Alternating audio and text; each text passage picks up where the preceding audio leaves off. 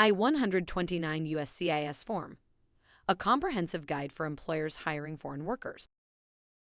The I-129 USCIS Form is a crucial document that employers must understand when seeking to hire foreign workers in the United States.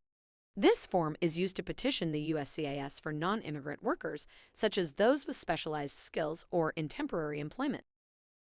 Once the I-129 form is submitted, the USCIS reviews the petition and assesses its eligibility. This process involves thorough examination of the provided information, supporting documents, and adherence to immigration regulations. Employers should be aware of the potential request for additional evidence or an interview during this evaluation.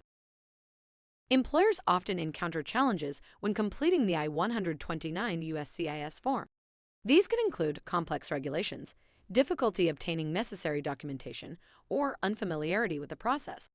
To navigate these obstacles successfully, employers should engage legal counsel, stay updated on immigration policies, and maintain clear communication with the beneficiary. Compliance and accuracy are paramount when completing the I-129 USCIS form.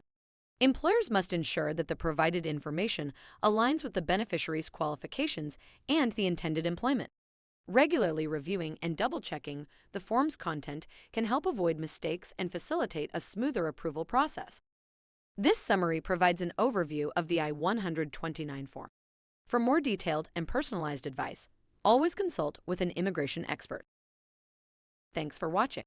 To learn more about USCIS Form I-129 and its requirements, check out our article in the description below. Don't forget to like and subscribe for more helpful videos on immigration. See you next time.